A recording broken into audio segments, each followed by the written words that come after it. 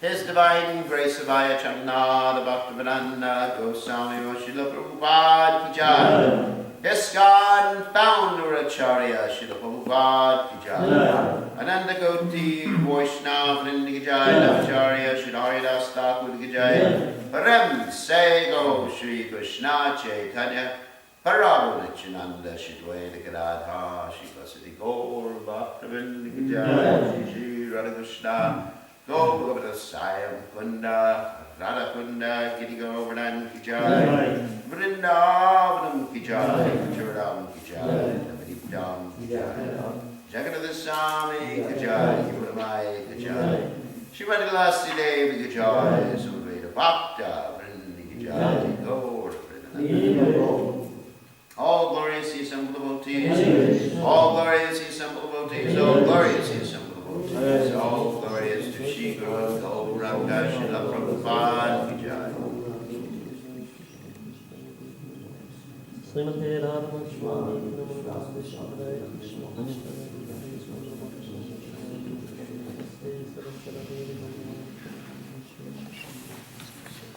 So, which verse?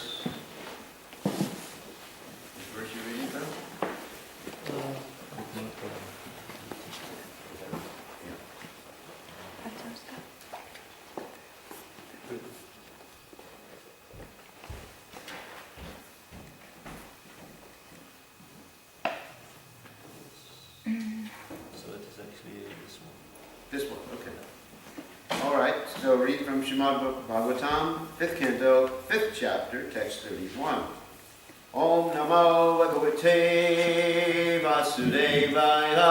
Om Namo Bhagavate Vasudevaya. Om Namo Bhagavate Vasudevaya. Om Namo Bhagavate Vasudevaya. Namo Bhagavate Vasudevaya. Om Namo Bhagavate Vasudevaya. So this is prose rather than poetry. You all know what that means? So we don't do the verse responsibly because it's not really meant to be chanted responsibly. But we'll do the word by word synonyms responsibly, and I'll just read the verse. Ati sukumara karak janano rasta stalla vipula bhavang sugala vaddanad yavayava vinyasa prakriti sundara swabhava hasa sumukho nabanalina dalaya mana shishira tararunayata nayana ruchira sadrisha Subhaga Kopala Karna Kanta Naso Viguda Smitavadana Mahotsavena Puravan Vanitana Manasi Kusuma Sharasanam Upadadana Parad Avalampa Mana Kutila Jatila Kapishave Keshaburi Paravadhuta Malina Nija Sharirena Graha Grihita Ivadrishyata. So we can repeat. Atisu Kumara.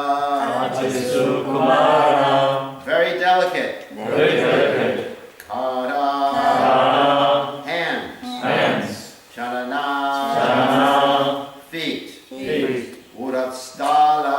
Urastala. Chest. Chest. Vipula. Vipula. Long. Long. Bahu. Bahu. Arms. Arms. Angsha. Angsha. Shoulders. Shoulders. Gala. Gala. Neck. Neck. Vadana. Vajana. Face. Face. Body. Body. And so on. And so on. Avayava. Avayava. Limbs. Limbs. Vinyasaha. Vinyasa. Properly situated. Properly situated. Prakriti. Prakriti. By nature. By nature. Sundara. Sundara. Lovely. Lovely. Svabhava. Svabhava. Natural. Natural. Hasa. Hasa. With smiling. With smiling. Sumukhaha.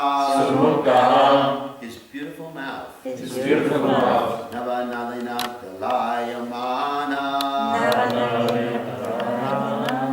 Appearing like the petals of a new lotus flower. Appearing like the petals of a new lotus flower. Shishida. Taking away all miseries. Taking away all miseries. Tara. Tara. The irises. The irises. Aruna. Aruna. Reddish. Reddish. Ayata.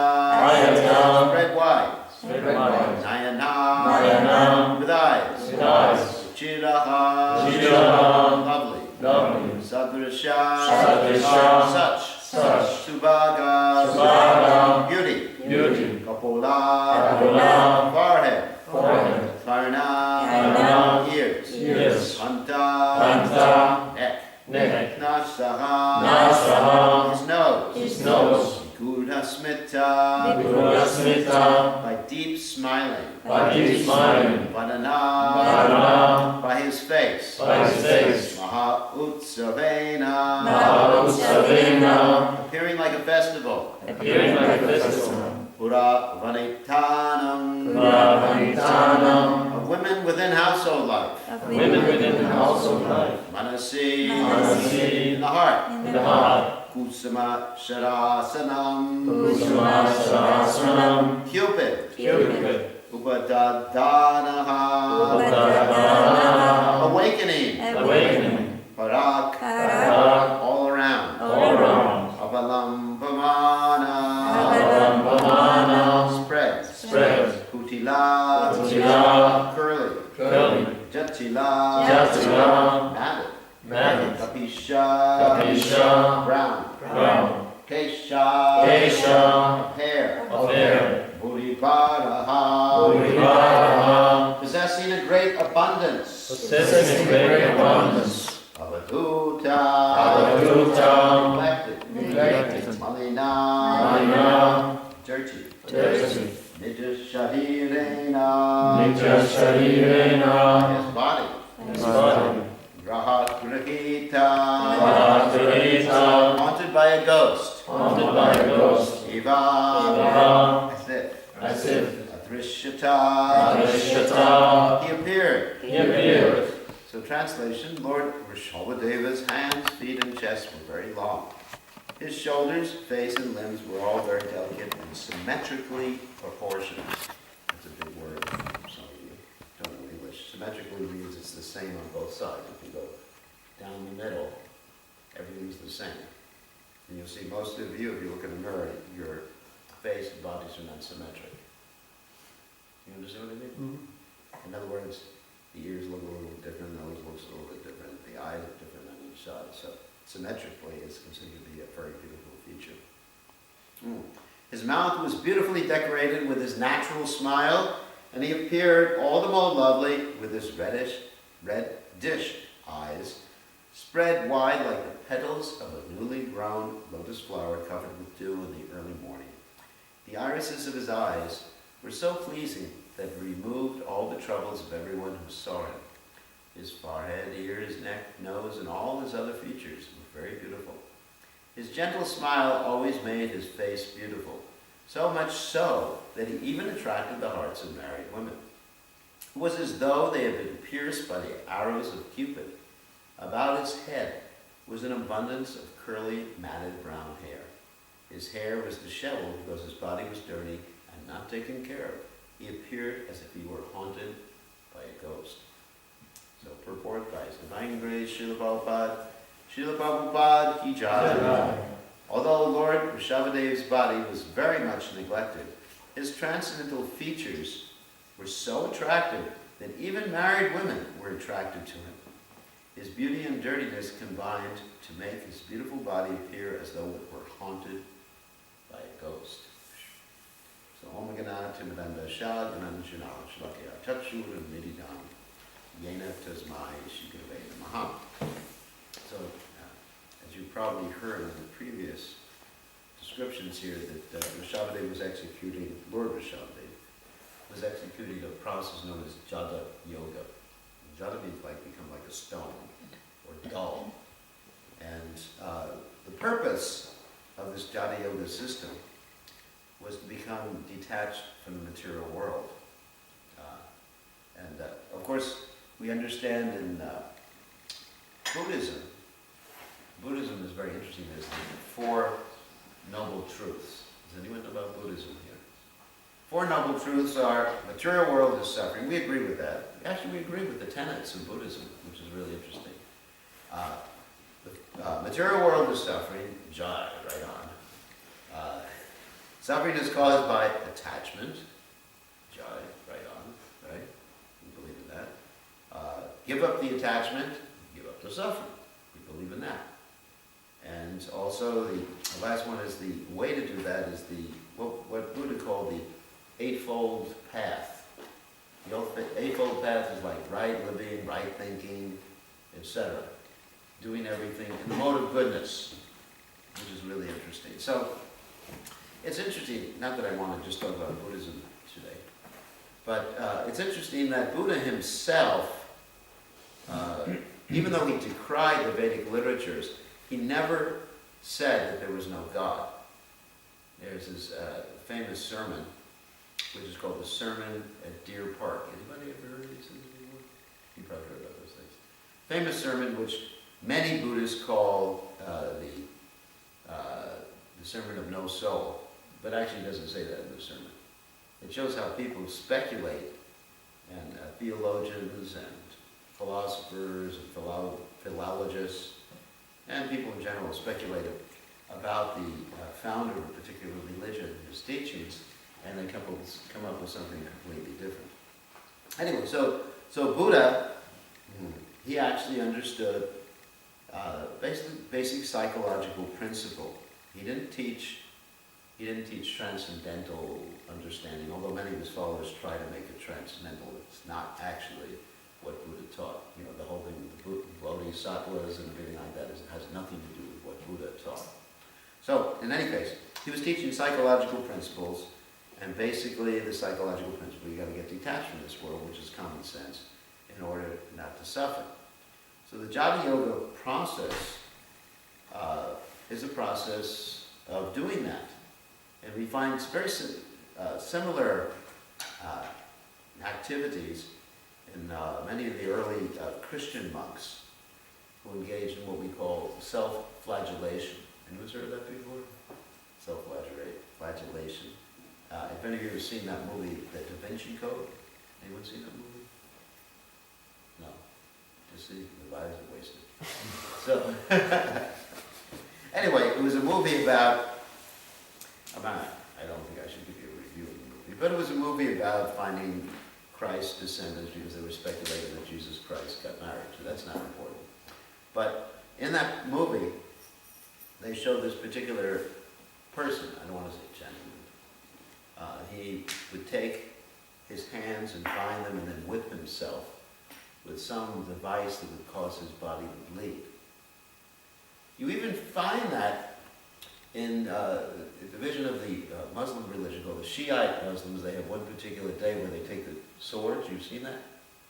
And they hit them. They don't know why they're doing that. Or they say that they're atoning for something like that.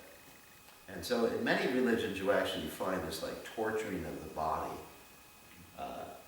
And originally I guess it was there to help people become detached from this material world. However, we find that Krishna in the Gita says anyone who tortures the body and harasses the super soul dwelling within is to be known as a demon, right?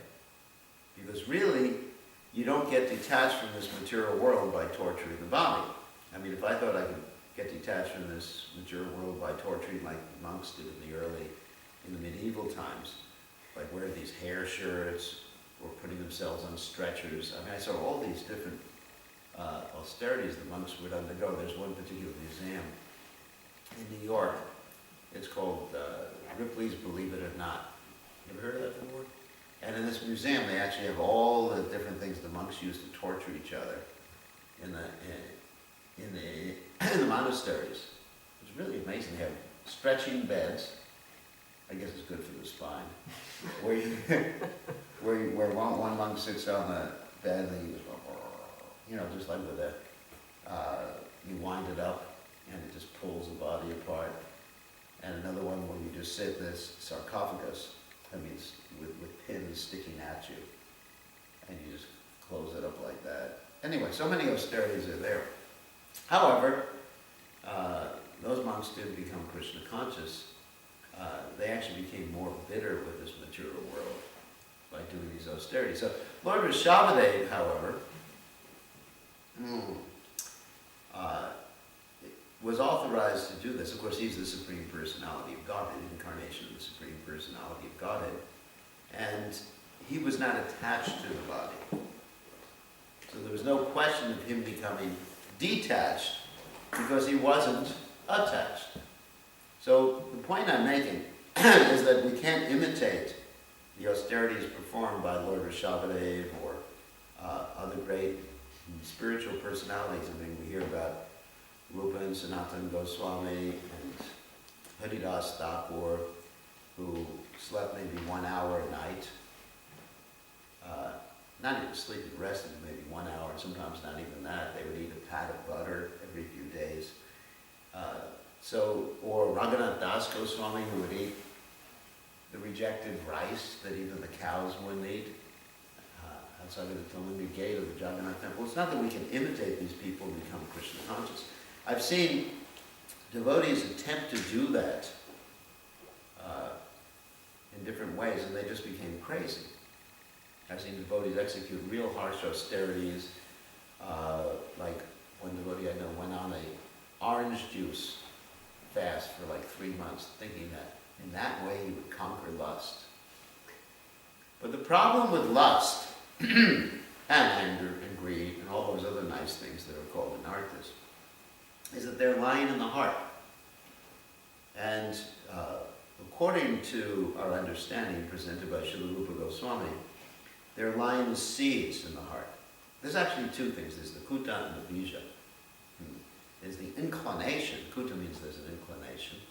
And then there's the bija, or the seed of desire.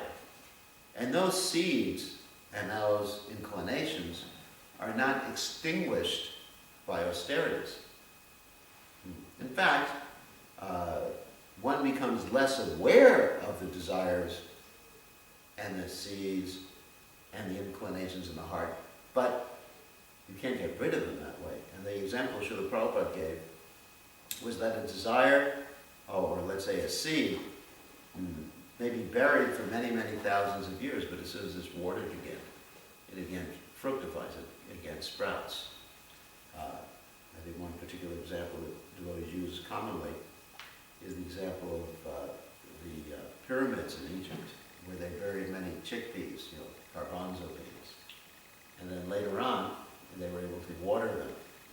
Or even nowadays, the scientists are able, I was just reading how they took genetic material out of, what is it, permafrost. Does anyone know what a permafrost is? We have one intelligent person here in class. Permafrost means like in the real northern areas of the world, you have sections of the earth that never thaw out. They never melt. So they're always icy. So then you have an animal or some living entity that's trapped. Actually, it was a plant that I was reading about. It was trapped in this permafrost for like millions of years. And so what happened is the scientists were able to take out the seeds and do something genetically, whatever with the seeds. And we're able to get this plant that has been extinct on the Earth planet for millions of years. In other words, it was still alive. It's not that they created life from dead matter. That's not possible. Like Prabhupada would often say, life comes from life, right? Life doesn't come from dead matter. So they took live matter that had been there for millions of years, and they were able to show this plant to people that, and there were many plants. They actually were able to multiply the plants. They were able to develop these plants, and in the future, they'll probably do that with different living entities, like dinosaurs. I know it sounds like, you saw Jurassic Park? Yeah, I did that before I became devoted. Yeah. Anyone else seen Jurassic Park? Yeah. So in the future, they may do it with that too. You know, you may have dinosaurs running around in Denmark, or at least in the zoo. But that doesn't mean they're creating life from matter. It just means the seed was always there. So in the same way, when someone executes austerities, the seed of lust is still there. It's just sleeping, that's all. It's just like when you're sleeping, practically everyone when they're sleeping looks peaceful.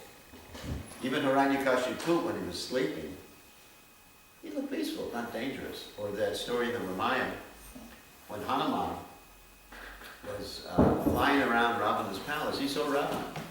And Ravana was just lying there peacefully. Of course, he was drunk. And Hanuman was thinking, should I kill Ravana? He was getting ready to kill Ravana. But then he thought, no, that's not the order that I was given by Lord Ram. Later on, it's an interesting story from Ryan. It has nothing to do with what we're talking about now. But it's interesting. Later on, Hanuman's mother refused to talk to him. She said, I reject you because you didn't kill Ravan when you saw him. And you had to make Lord Ram go through all the trouble. Then Hanuman explained to her that actually it was Lord Ram's order to let him, Lord Ram, kill Ravan. So I didn't do it. And then Hanuman's mother became happy with him again. She was such a great devotee. So, getting back to the point is that Raman, he looked peaceful. He didn't look like he had any lust, but as soon as he woke up, you know, he was lust personified. Kidnapping so many young ladies. So, it's like that in our own hearts. That we have all these seeds, these karma bees, jnana bees, vikarma bees, all these seeds of desires in our heart. They're just like lying there, ready or waiting for the right opportunity to sprout. Otherwise, why would people fall in Maya? I mean, look at Bharat Maharaj, who was the son, of course, of Lord Vrishabhadev. Bharat Maharaj was in the stage of bhava, yet that seed was still there, or the inclination was still there in the heart. And so he succumbed to it and became attached to the deer. You know, what was that seed? It wasn't so much lust, but it was the concept that I am the protector. I am God. You know, it's the God thing. Because I'm protecting this deer. Ishwaroham. Like we find in the Bhagavad Gita, the demoniac nature. Ishwaroham aham bodhi siddhoham balavam sukhi. A non-devotee or a demoniac person is thinking, I am perfect, I am powerful, I am happy, I'm the supreme controller. Ishwaroham aham bodhi, I'm the enjoyer. So the same way, we find that Bhartmana was thinking like that. So that seed was still there in the heart. Otherwise, he wouldn't have succumbed to it. And we find many transcendentalists who execute very harsh austerities, but they fall down because the seed is still there in the heart. Like, another example is Vishwamrita Muni. Vishwamrita Muni was meditating, just minding his own business, when the demigod sent Menaka down. And Prabhupada described that she just like rang her ankle bells, like something like this. Not exactly. She just rang her ankle bells, and he opened his eyes and just proposed to her in a second like that. Because the seed of desire was still in the heart. And later on he gave into anger. He was meditating, and a bird happened to pass stool on his head. You know, that happens. Birds are not toilet trained. If you have a dog, you can train a dog. You can't. I've never seen someone train a bird to go to the bathroom. Have you? So he was meditating under the tree, and all of a sudden he felt a plop on his head. Look, you know how it is? Anyone ever have a bird stool fall on them? I've had it happen. It's not pleasant. Yuck. And so what did he do? He gave into anger, which is another anartha. And he looked up at the bird, and the bird burnt the bird to ashes. Instant cremation for the bird. So there were so many instances where his desire seed, even though he was executing austerities, his desire seeds fructified or sprouted. And so that was it. So then the question is, how do we get rid of these anarthas, these seeds, this kuta, the inclination to do all these things? The physical process doesn't work. For example, yoga, the yoga we know, the hatha yoga, doesn't work to get rid of those things. It's simply a system, external system of exercises. The system of austerities doesn't work to get rid of those things. But what works, Bhavanti Vritkarna Rasayana Kata, Joshanadasya Upavara, Nishradana, Purabhakti, Nuptanish, Satam Prasangam Mamavirya Samvada, as Lord Kapiladaya's remedy. He says, Satam Prasangam, to associate with the sat, or the devotees of the sadhus, and hear about Krishna's heroic activities. Mama Virya Samvidaha means it talks about Krishna's Mama, and then Krishna is referring to himself, of course. Mama Virya. Virya means heroic, or strong. Samvidaha talks, or kata. Mama Virya Samvidaha. Joshanadasya Upavarga Varmani. And in this way, when the sound vibration goes from the ear to the heart, Ritkarna Rasayana Kata, then it acts in a medicinal way. So that one can get rid of the anarthas, so Joshanadasya Upavarga Varmani, and proceed on the path of Apavarga. Apavarga is the opposite of Pavarga. Pavarga is analyzed by the acharyas as like hard work, just to try to be happy in this material world. Hard work, rolling on the ground, foaming at the mouth. I mean, there's a whole pa, parishma, there's a whole analysis given by the acharyas. So, apavarga varpani, and then shradava tir bhakti nukramishati. Then you get faith, a taste, and eventually pure devotional service. They follow one after the other. So the whole point is the hearing process. That's really what Lord Kapiladatta points out. Is the hearing process fries, this is what Prabhupada said, fries the desire seed in the heart. And then, once the desire seed is fried, then there's no more inclination to enjoy this material. The kuta is gone, and the bija is gone. Because, why is there no more inclination? Because instead of being attracted to the things of this world, you're attracted, like it's described here, attracted to Lord Rishabhadev or to Krishna.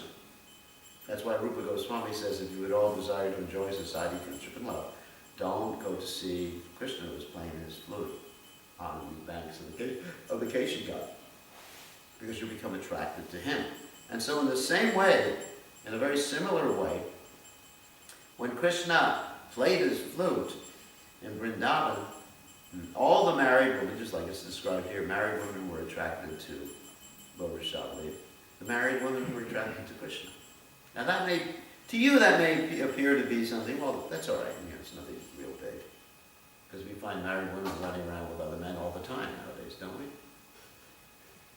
And people don't even bother to get married here anymore. I mean, what to speak of? Isn't it true? Isn't Kali Yuga progressing a little bit since I've been here last time? Sure. Even in the last few years, I mean, when I first started coming here, and I think more people were married and stayed with their wives and husbands. I mean, I just speaking to someone the other day, he just said to his wife, there was no problem. His wife was very nice, very, very Krishna conscious. He just one day said to his wife, "I don't love you anymore, so you can go wherever you want." After about 8 years of marriage, good devotee wife. And it's just like, huh? What is this? These things going on. I don't love you anymore. Get away from me. Obviously he had a young paramour. And that's why he said that. So you don't find, today, like if you talk about, married women having affairs, it's just like, what else is new? But in the Vedic conception, that's why it says even married women were attracted to him. In the Vedic conception, this was considered like the worst possible thing. You lose your position in society. Nobody would talk to you anymore. They look at you, just like you look at someone who's really ugly. They wouldn't even look at you. Wouldn't even go near you. You'd lose all your friends. It's like I was just reading in the newspaper the other day how there's a society of atheists, and many of the atheists are now were ministers and priests. So they decided to become atheists because they couldn't figure out why bad things happen to good people in this world, good things happen to bad people. The Odyssey, it's called. So so then all their friends rejected them. Imagine, like here I am giving class, and tomorrow I say, I don't believe in God, actually. I don't believe in God. I don't believe in Krishna's God. Actually, I'm God. I just came to that realization. You say, hit the road. You'd throw me out of the temple, like you wouldn't want to talk to me, see me. They'd erase my name from all the ISKCON things, like in Russia, what they used to do, right? Isn't it? In Russia, they would take the person's name out of the history books. So it's like that. So these people, they become atheists. And so then they need their whole society to keep them from becoming depressed. Because everybody rejects them. So then they join the society of atheists, and they get on the pulpit. Well, that's not a pulpit anymore. But they get in the auditorium, and they say, "Now I've given up my belief in God." And everyone's saying, "Jai Haribo," and they're clapping. So, in any case, getting back to the point, so it's very disturbing when everyone rejects you in society. It's very depressing. So in the Vedic society, if a married woman was having an affair, that's it. Finished. Finished. No, friends reject her. Everyone rejects her. I mean, just like I'll give you an example from the Vidagdha Madhava by Srila Rupa Goswami. Srimati Radharani was in so much anxiety. I mean, she was so-called married to Abhimanyu. But then she was in so much anxiety, she thought she had fallen in love with 3 different men. The person who played the flute, the person whose picture she saw was Krishna's picture, of course, and the person whose name was Krishna. So she thought there were 3 separate persons. She was ready to commit suicide because she thought she was unchaste. And actually she wasn't, because those 3 people were actually one person, right? It was Krishna. Krishna's name, and they drew a picture of Krishna, and Krishna played the flute, but she thought there were 3 separate persons. So that's how the Vedic society is very strong as far as relationships, not only with women relationships, but someone keeping a vow, like you see Grandfather Bhishma keeping a vow, right? And he kept a vow so strong that practically the whole dynasty was almost destroyed. But he kept his vow. So that's actually a very important principle. Keeping vows, being being loyal for one's whole life. Now we don't see that. People just like drop off their husband. You hear about this all the time. I spoke to someone yesterday, and he says, "Well, my wife and I don't get along with each other." It's after 60 years of marriage or something like that. Huh? It's just crazy. When I hear about these things, it sounds crazy. So that's the context of this particular verse. It says, even married women were attracted to him. So that's unusual. Married women attracted to him. And that reminds me also of the, not only the gopis, but of the wives of the brahmanas. The wives of the brahmanas, there's that whole story with Krishna and the cowherd boys were hungry, and they asked for some prasad, or bhoga, from the brahmanas who were engaged in performing a sacrifice, and the brahmanas refused. And then Krishna sent his friends to ask for prasad or bhoga from the brahmanas' wives, and the brahmanas' wives just not only brought the food to Krishna, but they ignored their husbands. They just left their husbands. The husband was saying, "Where are you going? We're performing a sacrifice." And they didn't even say a word to their husbands. I mean, that's even greater insult, isn't it? If you think about it. And not even saying a word to your husband. Your husband saying, "Where are you going? Where are you going?"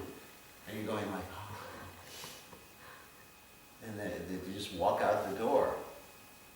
And they went to see Krishna. Of course, they also had conjugal attraction to Krishna, although Krishna sent them back. They didn't stay with Krishna to dance or anything. But still, that's the point, that Krishna is so attractive that even someone who considers it the most important thing in society to remain faithful and loyal to whatever, your husband, your children, even the gopis, they dropped off their kids. Imagine that. And you talk about love. A mother's love for children is actually much stronger than a lady's love for her husband.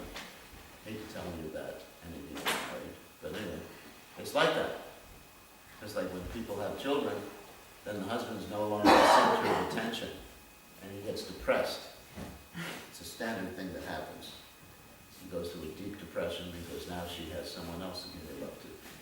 But the mothers even dropped their children off when they heard Krishna's flute, isn't it? Their little babies, they were, breastfeeding their babies, who were doing something. They just put them down and walked away, and the baby's going, "Ah!" And they didn't even hear the babies, or ignored the babies. So that's the point. That we become attracted to Krishna by hearing about Krishna. And by that attraction, automatically we become detached from this world. In other words, we don't have to concentrate on detachment. That's the point I'm making. You don't have to execute harsh austerities. In fact, harsh austerities, in a certain context, can be called demoniac. And harsh austerities may make your heart harder. So instead, you just hear more about Krishna. Kirtaniya Siddhahavi. That means hearing Krishna's pastimes, hearing Krishna's name. It works. The process works. I mean, I personally experienced it, that by chanting the Lord's holy names and hearing about Krishna, then whatever desires you had before, that's all right, you have the desires. We're not condemning you for the desires, but they go away. Look at Dhruva Maharaj. He had more desires than the rest of you put together. Right? What was Dhruva Maharaj's desire? Kingdom greater than his grandfather. Who was who? Who was Brahma. Lord Brahma. I mean, I don't think any of you have such a great desire like that. I mean, maybe you want a new car, or a new wife, or a new husband, or some gold, or gold earrings, or what, a new computer. But I don't think any of you want a whole universe. At least a universe greater than Lord Brahma. Yet what happened when he saw the Lord? He said, I'm looking for some pieces of broken glass, and I found a wonderful, beautiful gem. So that's the proof. It works.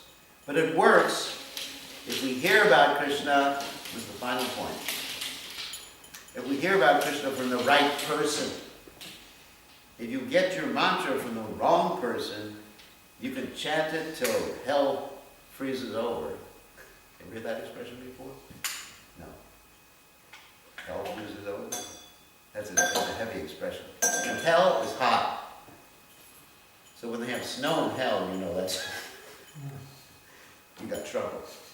So you can chant, if you hear your mantra without the mantra descending, coming from disciplic succession, sampradaya vinaye mantras te nishpalamataha, then you won't become detached. That's why you find people chanting. I mean, you have all these professional chanters, isn't it? They're chanting Hare Krishna, or they're chanting Sitaram, or they're even chanting the Gayatri mantra. You have these Gayatri mantra chanters. And none of them are becoming detached after 20 years of chanting. They're all just like the same old nonsenses they were. Isn't it? Because they haven't received the mantra properly from the Shuddhanam coming from disciplic succession. So we should hear the Shuddhanam from the pure devotee, as Prabhupada said, lips of the pure devotee, and then naturally, and chant also, repeating those words, and naturally detachment comes. Vasudevi Bhagavati Bhakti Yoga Prayojitam. Janayati Asu Vairagyam Gyanam Charyada Vaikunam. So any questions or comments about these things? Yeah. Still we hear that Tapasya is the Yuga Dharma for Satya Yuga. Yeah. And Lord Brahma was giving the order that he should perform Tapasya. Well, Tapasya was not the Yuga Dharma. Meditation was the Yuga Dharma. Tapasya, you know, we also have Tapasya, Tapasa, Brahmacharya, but Lord Chaitanya says that our Tapasya is to accept everything favorable and to reject everything unfavorable. And that is different for each and every person according to their psychophysical nature, their ashram status. I probably did one for an ashram. You know, it's not that someone should go to their wife and say, you are unfavorable for my advancement in devotional service. You know, huh? Or whatever. I mean, what's unfavorable? Sleeping too much, eating too much, vacho vego, manasa prota vego, you know, the four regulated principles, breaking the four regulated principles, rising late in the morning, you know, those things. Rejecting those things that are unfavorable and accepting those things that are favorable. That's our austerity. But we don't want to invent, like Prabhupada said, it's already austere enough, Krishna consciousness, you don't have to invent more austerities. I mean, in Prabhupada's personal example, he didn't execute like just physical austerities for the sake of physical austerities. I mean, sure, he slept little, or rested little, but he got up in the middle of the night and translated books, you know, Bhagavatam, Chaitanya Charitamrita, and other books. And there was a purpose, there was a positive purpose. He wasn't just sleeping or resting little for the sake of resting little. It was for the sake of pleasing Krishna. So if you have a positive goal when you're doing something, then austerities are no longer austerities because they're no longer austere. And that may sound like funny. Because they no longer are painful. You know, it's not painful anymore because you're doing it out of love. Like when a mother wakes up in the middle of the night because the child is crying, she's not thinking, at least a good mother, is not thinking it's austere. She's thinking, how nice, my little child. Or she's changing the diapers. If you ask me to change the diapers, you know, that's no way. You couldn't pay me much money to do that. It would be too austere. You know, picking up cloth with stool in it. Even thinking about it, I just want to run away. But because there's love, it's not austere anymore. It's like Prabhupada even said sometimes the mother considers the stool the child like sandalwood pulp. Because when, don't test that, but anyway. Anyway, I saw one mother, her child, like, I should say this, painted on the wall. He put his hands in his bag and painted on the wall. She said, oh, it's so nice finger painting. So the point is, where there's love, then it's not austere anymore. So our process is bhakti. So we do something, we rise for a positive, early in the morning, for a positive purpose, out of love, to please Krishna, our beloved. Like a mother rises to please her child. So we rise to please Krishna in our spiritual master, Srila Prabhupada. And then it's not really austere. So the going back to your question, the meditational process in Satyuga, it was, people were able to meditate, and when they meditated, they saw what they were meditating on. Just like in the Brihad Bhagavatamrita, I believe it was Tapaloka, that everybody was engaged in meditation, but they were actually absorbed in seeing. You know, when we try to meditate, you don't see anything. You know, we just sit there. I don't see anything, you know. You know, it's very boring. For me, but you say, just meditate on Krishna's pastime, right? Krishna's pastime. You know, I need to hear, you know, I need to hear, you know, Shravana, Kirtana. Vishnu Smaran comes later, meditation. So, but in Kali, in Satyuga, their brains were so sharp, their determination was so great, and their lifespan was so great that they could just like, okay, Krishna's pastime. It's like watching TV, you know, it's no problem. Like Prabhupada said, a pure devotee has spiritual TV, so he can tune in on any channel. I mean, that would be nice, isn't it? You just go, let's watch Lord Ramchandra tonight. And they would enter, like we find Didivasacharya, for example, he would go into meditation sometimes, and he would come out with things from his meditation. You know, he would come out with a garland that was offered to Radharani when he came back to external consciousness. So that's the meditation of Satyuga. Not like some guy going to the yoga center, you know, meditating on a candle or some stupid thing like that. Imagine. I remember before I joined the movement, I tried that meditation. You got to meditate on the sound of one hand clapping. You meditate on a candle. So I would stare at a candle for like an hour. It was boring. Extremely boring. So that's Satyuga. And of course in Dwarka it's sacrifices. You know, and that's Dwarka Treta. And then it's Swaha, Swaha, Swaha. And then Dwarka is worship. But in Kali Yuga it's Krishna Katha. Krishna Nama Kirtan, which includes Krishna Katha. That's why the Goswamis, of course they established temples, but primarily they're known for Nana Shastra Vichara and Akanipano. Saddharva Samstavako.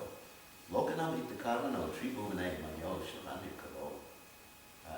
He said that by coming up with transcendental literatures, they went over all the revealed scriptures. With the sound vibration, I mean, look at our acharyas. They're primarily known for their writings. They may have installed deities, but they're primarily known for the writing and preaching. Isn't it the primary thing?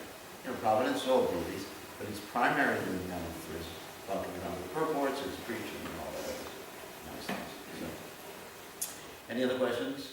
Yeah. Is it like of Krishna's six qualities? I saw that the renunciation part is considered the topmost. Topmost? Yeah, I've heard it being explained by devotees like that. I would say the topmost is one of the six qualities. I mean, his beauty, I think that's pretty good. Knowledge, isn't it? Right.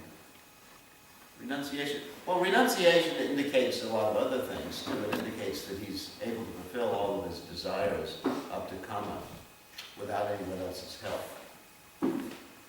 That's one of his qualities, that he's up to kama. That means anything he wants is fulfilled. He's swarat, he's independent. But I wouldn't say that's his topmost quality. I mean, I'd have to see if the Acharya said it, I would accept it, but I haven't read I that. don't have any scripture, I just... Yeah, I would like to see a scriptural reference. That's it. That's what my godbrother, Goswami Maharaj would always say that. He said, when you say something, you should have a reference for it, right? So I cannot think. If you find a scriptural reference, I'll accept it immediately.